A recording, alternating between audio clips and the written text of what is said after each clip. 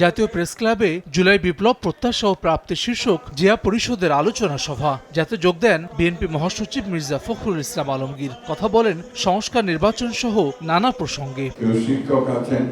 কয়েকজন ব্যক্তিকে বিদেশ থেকে ভাড়া করে এনে দেশ চালানো যায় না বলে মন্তব্য করেন বিএনপি মহাসচিব। বলেন, কিছু লোক বৈঠক করে সংস্কার করলেই হয় না, এটি একটি প্রক্রিয়ার বিষয়। পার্লামেন্টে না গেলে জনগণের শাসনটা প্রতিষ্ঠিত হবে কোত্থেকে? কয়েকজন ব্যক্তিকে দেশ বিদেশ থেকে ভাড়া করে নিয়ে এসে কি দেশ চালানো যায়? যায় না। কতগুলো বৈঠক করে আপনার সংস্কারে কত বিষয় নিয়ে এসে জনগণকে দিয়ে দিলেন আর সংস্কার হয়ে গেল। সেভাবে সংস্কার হয় না। সংস্কার হতে হবে একটা প্রক্রিয়ার মধ্য দিয়ে। সিডাপ মিলনায়তনে আলাদা অনুষ্ঠানে মির্জা ফখরুল বলেন, সমাজকে গ্রাস করে ফেলছে সামাজিক যোগাযোগ মাধ্যম, এর মাধ্যমেই তৈরি হচ্ছে মব। সোশ্যাল মিডিয়া, সেই সোশ্যাল মিডিয়াতে একটা ভয়াবহতা এই সমাজকে গ্রাস করে ফেলছে।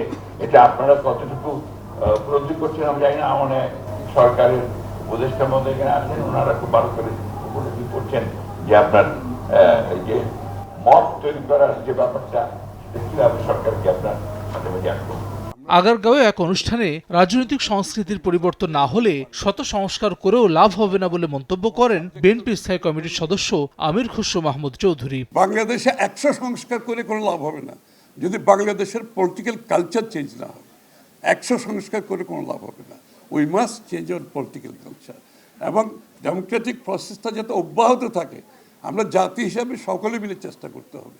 মাইলস্টোন ট্র্যাজেডিতে নিহত সুমির পরিবারের সঙ্গে উত্তরায় সাক্ষাৎ করেন বিএনপি স্থায়ী কমিটির সদস্য মঈন খান। পরে সাংবাদিকদের সঙ্গে আলাপকালে অত্যাবশ্যকীয় সংস্কার শেষে জনগণকে সত্যিকারের জনপ্রতিনিধি নির্বাচনের সুযোগ দিতে সরকারের প্রতি আহ্বান জানান তিনি। আমরা চাই যে এই অন্তর্বর্তীকালীন স্বল্পতম সময়ে সত্যিকারভাবে যারা জনগণের নির্বাচিত প্রতিনিধি একটি সুষ্ঠু নিরপেক্ষ নির্বাচনের মাধ্যমে সেটা নির্ধারিত করে তারা এই দেশের পরিচালনার দায়িত্ব জনগণের হাতে ছেড়ে দেবে। এদিকে মাইলস্টোনে বিমান দুর্ঘটনায় নিহত ফায়াজের পরিবারের সঙ্গেও সাক্ষাৎ করে বিএনপির ভারপ্রাপ্ত চেয়ারম্যান তারেক রহমানের পক্ষ থেকে শোক সন্তপ্ত পরিবারকে সমবেদনা জানান দলের সিনিয়র যুগ্ম মহাসচিব রুহুল কবির রিজভী। হাসান ওয়ালি, সময় সংবাদ, ঢাকা।